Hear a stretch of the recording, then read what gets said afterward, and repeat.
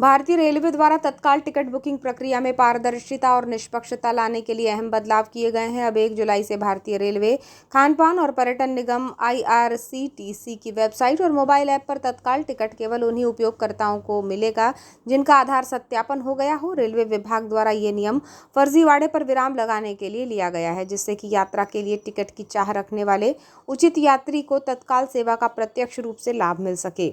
Railway द्वारा आगामी दिनों में इस प्रक्रिया और संशोधन को लेकर विभागीय अधिकारियों को यात्रियों तक जानकारी पहुंचाने के लिए सूचनाओं का आदान प्रदान तेज किया जाएगा। प्राप्त जानकारी के अनुसार 1 जुलाई से नया नियम लागू होने जा रहा है, जिसमें 15 जुलाई से OTP सत्यापन अनिवार्य होगा। कंप्यूटरीकृत यात्री आरक्षण प्रणाली काउंटरों और रेलवे द्वारा अधिकृत एजेंट के माध्यम से की गई तत्काल बुकिंग के लिए भी OTP आधारित सत्यापन अनिवार्य रहेगा। बुकिंग के वक्त यात्री के मोबाइल नंबर पर भेजे गए OTP से ही टिकट जारी किया जाएगा। दक्षिण पूर्व मध्य रेलवे द्वारा इन बदलावों को लेकर यात्रियों के बीच संदेश पहुंचाया जा रहा है।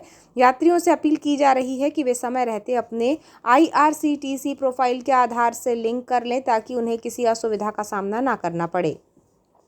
इसके साथ ही रेलवे ने बल्क बुकिंग को नियंत्रित करने के लिए भी कदम उठाया है। अधिकृत एजेंट को तत्काल टिकट बुकिंग की अनुमति आरंभ के पहले 30 मिनट तक नहीं मिलेगी। AC श्रेणी के तत्काल बुकिंग सुबह 10 बजे शुरू होती है और एजेंट 10:30 बजे ही बुक कर सकेंगे, जबकि नॉन AC टिकटों की बुकिंग पर यह प्रतिबंध 11 बजे से 11:30 बजे तक लागू रहेगा।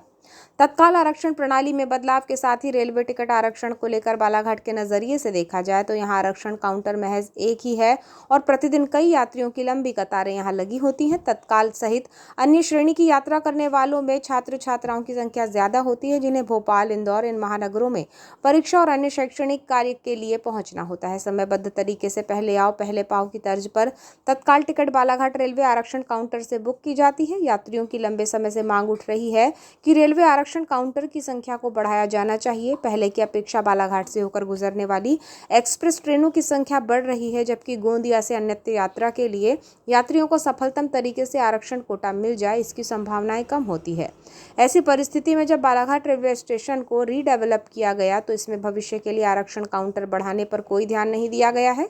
पूर्व निर्धारित एक ही आरक्षण काउंटर रेलवे स्टेशन में आज भी नजर आता है।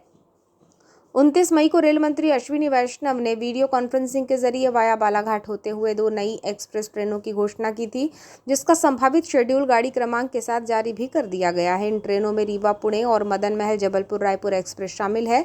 इस घोषणा को लगभग 15 दिन हो चुके हैं, लेकिन रेलवे द्वारा आधिकारिक तौर पर इन दोनों ही ट्रेनों के संभावित परिचालन को लेकर कोई जानकारी नहीं दी जा रही है। कहीं से तैयारियों का जिक्र भी सुनाई नहीं दे रहा है, जबकि सोशल मीडिया पर एक मैसेज ऐसे देखे जा रहे हैं जिसमें यात्री पूछ रहे हैं कि आखिर 2 नई ट्रेनों की घोषणा तो हो गई है और वाहवाही भी लूट ली गई, लेकिन ये ट्रेनें पटरी पर कब आएंगी?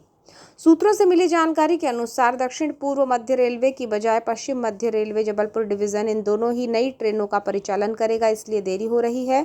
यात्रियों का मत ये भी है कि इन ट्रेनों को दक्षिण पूर्व मध्य रेलवे द्वारा चलाया जाता तो उचित होता। खैर, जो भी हो, लेकिन 2 नई ट्रेनों की घोषणा से यात्रियों में खुशी जरूर है और इसे किसी भी परिस्थिति में जल्द से जल्द हरी झंडी दी जानी चाहिए, ताकि यात्रियों को इसका लाभ मिल सके। जानकारी में सामने आया कि जून माह के अंत तक इन ट्रेनों का परिचालन शुरू हो सकता है।